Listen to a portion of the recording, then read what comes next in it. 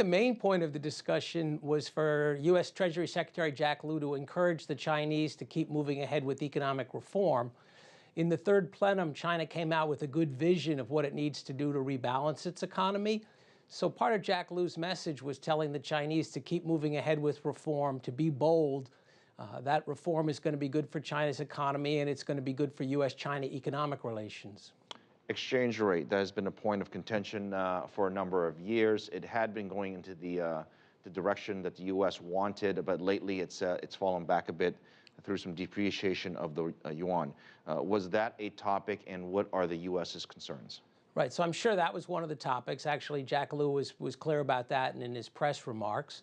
The United States feels that market forces are pushing the Chinese currency to appreciate, and that's a good thing for China and for the rest of the world.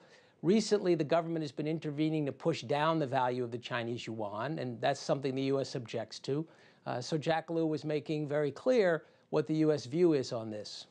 You have a lot of experience in dealing with a lot of policy officials, specifically with China and the U.S. If you're coming from the Chinese side, what's their reaction to these delegations that head over from the United States to China? And of course, they have their talking points. What's going through their minds? Well, first, the Chinese welcome these delegations quite warmly. You know, they're happy to have this high-level relationship with the United States. So they want to hear Jack Lew's perspective. It's not going to surprise them that he thinks they should appreciate the exchange rate.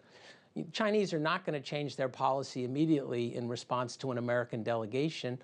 But the fact that this view is articulated is useful. It'll be one factor in China's decision-making as they move forward. There's another big meeting coming up, the Strategic and Economic Dialogues. That's set for July.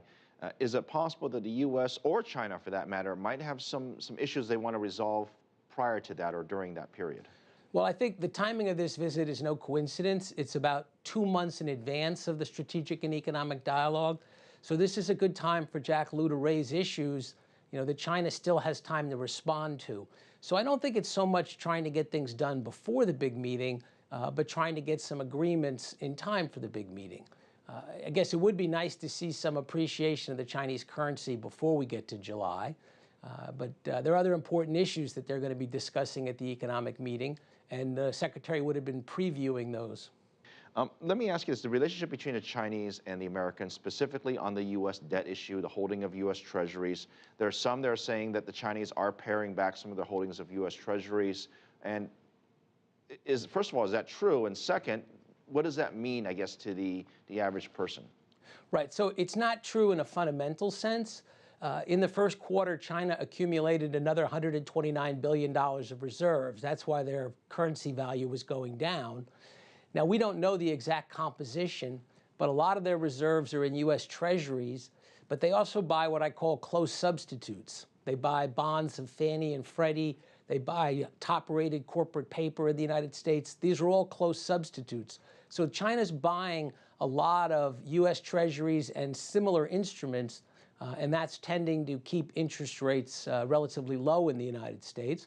But I wouldn't exaggerate that effect. I mean, you know, China is an important player, but most of the demand for treasuries is coming from Americans and from other investors around the world. So I don't like to exaggerate the importance of this issue.